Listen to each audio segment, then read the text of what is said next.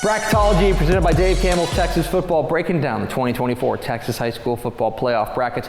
I'm Greg Tepper. This is 2A Division I, and if you're like a 6A fan, like you're like a fan of like a team with 4,000 students in their school, like cool, that's awesome.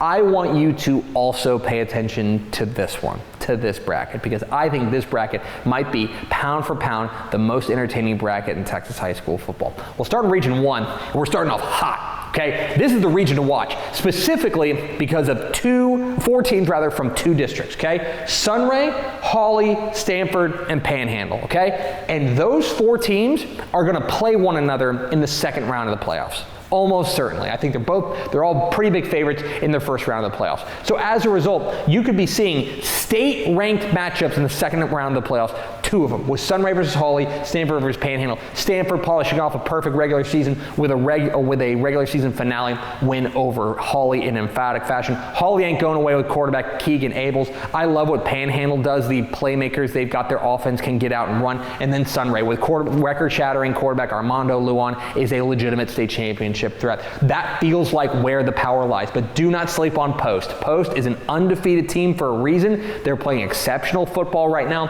and that is a team that I think could play spoiler here, specifically in 1A or 2A Division 1. Let's go to Region 2.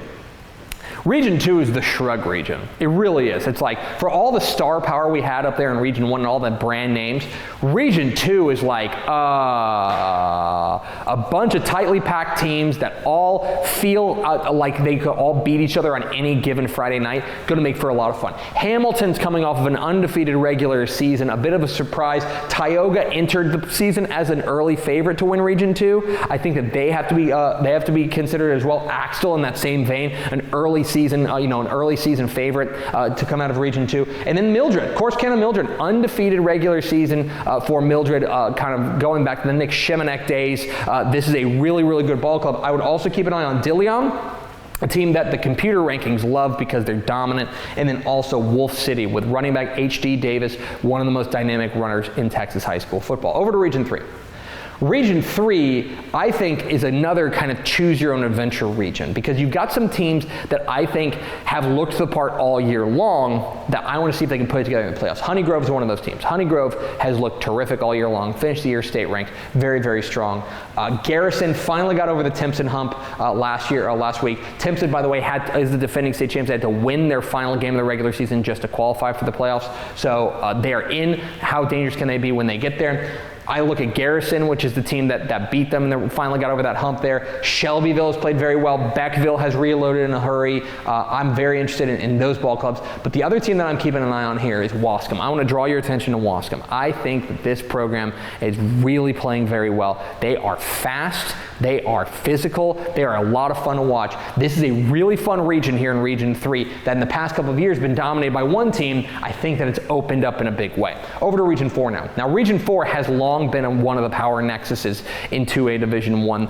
It did get a facelift this year with Shiner moving down to 2A Division 2, but I do think that a lot of the same teams kind of enter as teams to beat. Specifically, Mason coming off of their 16th consecutive district championship. They are rolling right now, I think, under the radar.